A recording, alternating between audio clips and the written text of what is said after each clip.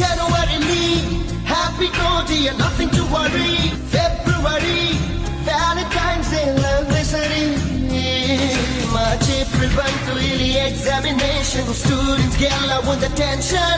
May, June in early very holiday vacation. CEP, July ಅಲ್ಲಿ confusion. ಅದರಿಂದ politics ಅಲ್ಲಿ revolution.